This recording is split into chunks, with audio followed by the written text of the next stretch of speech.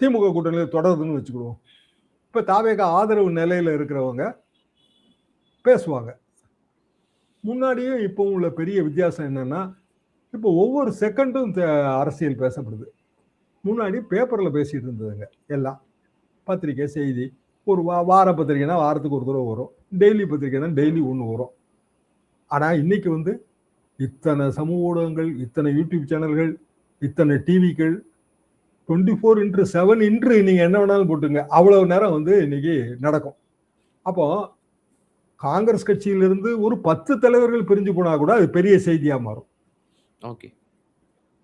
தாவேகாவோட கூட்டணி காங்கிரஸ் கட்சியிலிருந்து ஒரு 16-17 எம்எல்ஏ பிரிஞ்சு போவாங்க, அப்பவும் அது பெரிய செய்தியா மாறும். முத்த விடுவதால வந்து இதுல நஷ்டம் வரும். அதைத்தான் நான் திருப்பி திருப்பி சொல்றேன். இன்னைக்கு இருக்கிற சூழலை புரிஞ்சுக்கிடுங்க. இன்னைக்கு இருக்கிற சூழல்ல எல்லாத்துக்கும் டக்கு டக்குன்னு முற்றுப்புள்ளி வச்சு அவனுங்கிற கட்டாயத்துல இருக்கீங்க. ரொம்ப ஆற விட்டு அப்படி இக்னோர் பண்ணி அப்படி அரசியல் பண்ண முடியாதுங்க. உடனுக்குடன் பதில் சொல்லணும். ஒரு நாள் ஆனா கூட அது வந்து உலகம் பூரா சுத்திட்டு வந்துடும் அந்த செய்தி.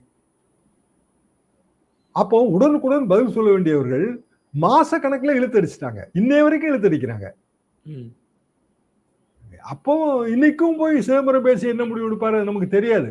என்ன முடிவு வேணாலும் எடுக்கட்டும். ஆனாலும் இந்த சலசலப்பு வரத்தான் செய்யும். தாவேகா உடனே காங்கிரஸ் கட்சி வந்து பணிந்து விட்டது அப்படி ஏதோ சொல்லுவோம். காங்கிரஸ் கட்சியில சேர்ந்தா விஜய் பலவீனமாகி விட்டாருன்னு சொல்லுவாங்க. ஏன்னா அவரோட ஃப்ரெஷ்னஸ் அப்பீலே போயிருங்களேன்.